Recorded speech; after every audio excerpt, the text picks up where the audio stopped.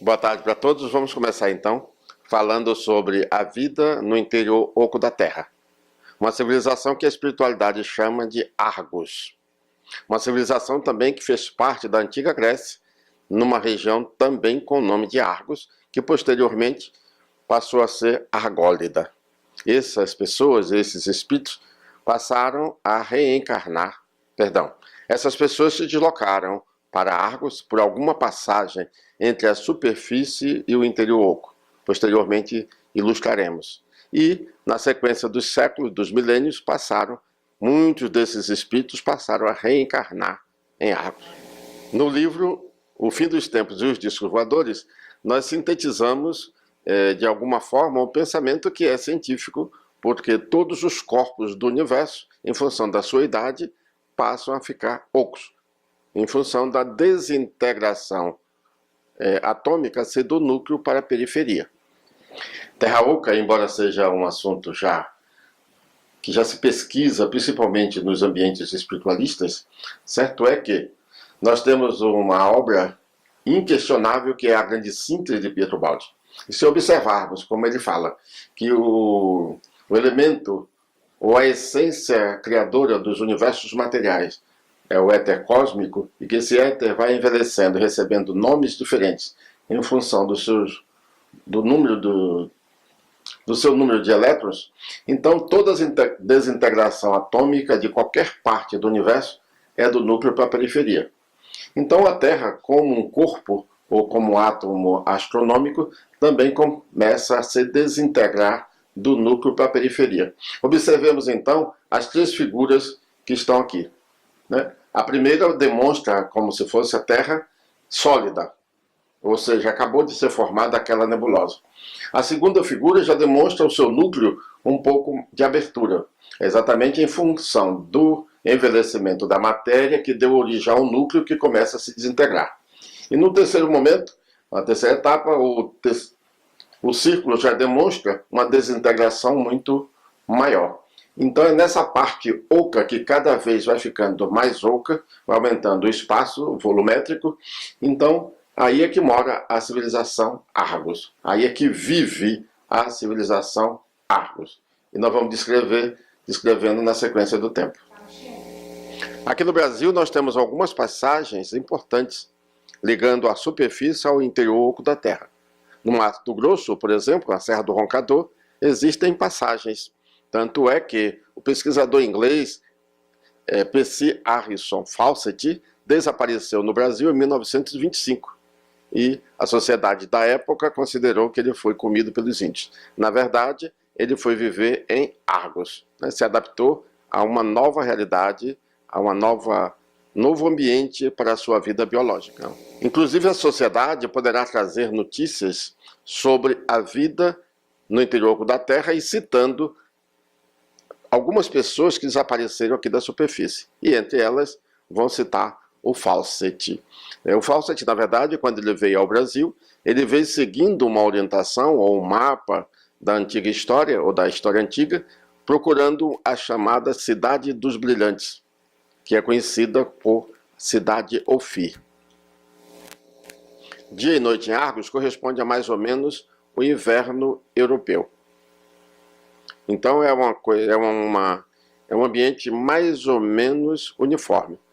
Por quê? Quando nós estamos em alguns países da Europa, então, no inverno, nós temos aquela sensação de um pouco de escuridão. E na verdade não é. É que o Sol em Argos, ele é um Sol artificial, embora a energia que gera a claridade seja a energia natural.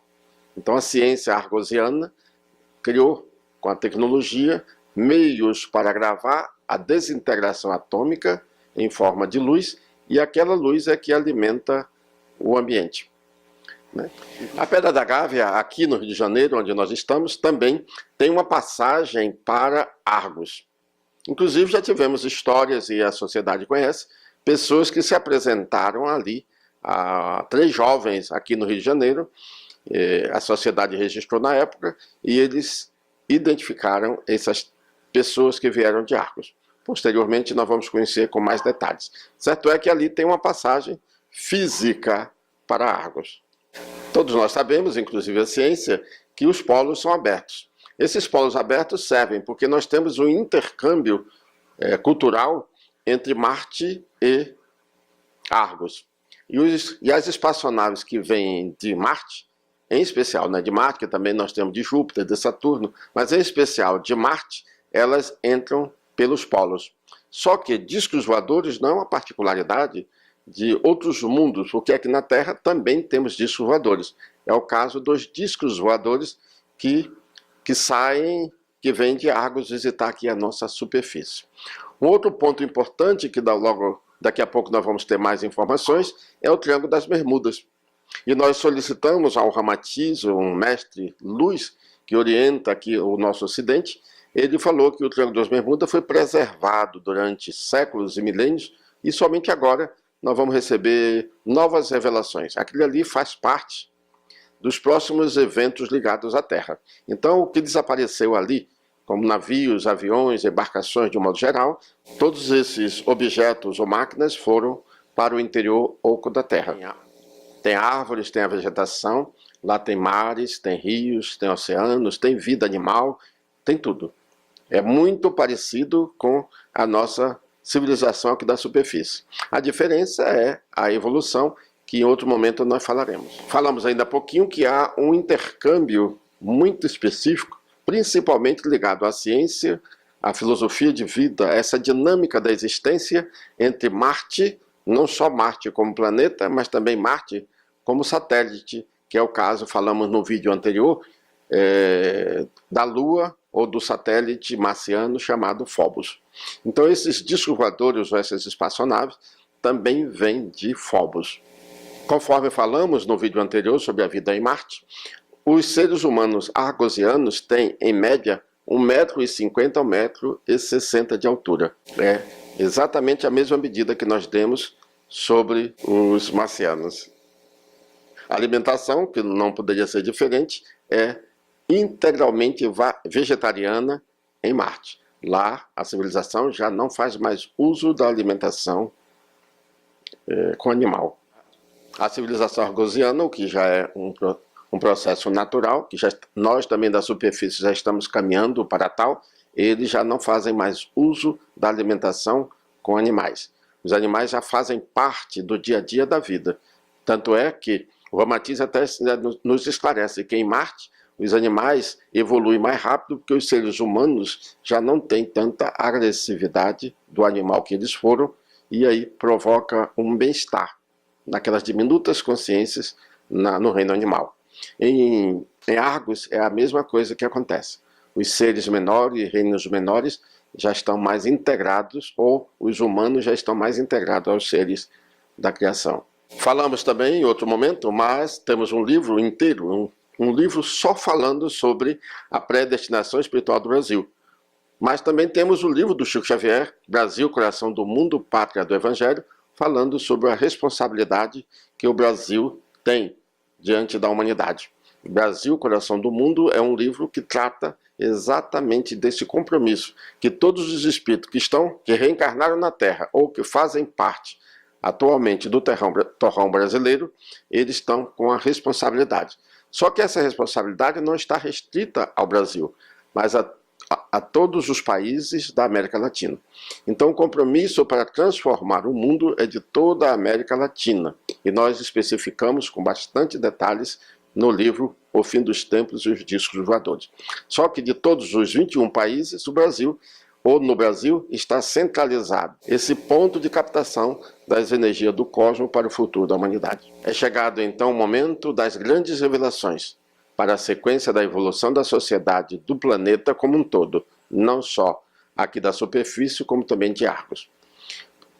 Da mesma forma, é chegado o momento de o Brasil assumir a sua predestinação espiritual, conforme revelado por vários autores, vários amigos, vários companheiros desencarnados, principalmente através da psicografia de Chico Xavier e de Divaldo Pereira Franco, que o Brasil está predestinado a ser o coração do mundo, a pátria do Evangelho. É chegada então a hora de o Brasil receber milhões de europeus, mas não tão somente os europeus, porque povos de outros continentes também vão se deslocar para o Brasil. Faz parte do programa da humanidade terrena. Nós não estamos defendendo apenas um torrão pátrio. Cumprindo, é o que estamos fazendo, cumprindo um planejamento sideral voltado para a Terra. E cabe a todos nós divulgarmos esse momento tão especial. Conforme falamos no vídeo anterior, o Brasil está com a responsabilidade espiritual de renovar o cristianismo. Nesses últimos 26 anos, nós temos divulgado em várias partes do mundo de que o Brasil precisa implantar na consciência da humanidade terrena os adventos crísticos. E essa matéria já também enviamos ao Papa Francisco, um livro com o título Adventos Crísticos, e a Secretaria de Estado do Vaticano sinalizou ter recebido as obras. Então não é uma coisa particular e fechada para o Brasil. Como nós vivemos aqui e vivemos em Portugal, nós estamos aí há 18 anos divulgando também essa proposta em Portugal. Como aprendemos que fora do amor não há salvação, vamos então aprender a amar um pouco mais, com todas as nossas fibras, com toda a nossa realidade. Fazendo parte do programa espiritual, e de agora em diante nós vamos intensificar, 1400 anos aproximadamente antes de Cristo, a espiritualidade começou a sinalizar que nesta fase, quer dizer, nesse momento em que a Terra entra em transição, mudança de transição, desencarnaria o nosso querido Chico Xavier e o Papa João Paulo II. E a partir daí, nós iríamos intensificar a divulgação, aproveitando que o Sai Baba continuou encarnado por um tempo, e o nosso Divaldo, que continua ainda encarnado agora. Mais um colaborador dessa transição, ou dessa movimentação de novas energias, é o atual Papa Francisco. Então vamos encerrar pedindo a Deus que nos próximos instantes nós todos estejamos conscientes qual o nosso papel diante da vida. E o próximo vídeo nós vamos falar sobre o Cristo interno, a essência de Deus em nós, porque nós somos partes não apartadas dele, o Supremo Criador. Paz para todos nós.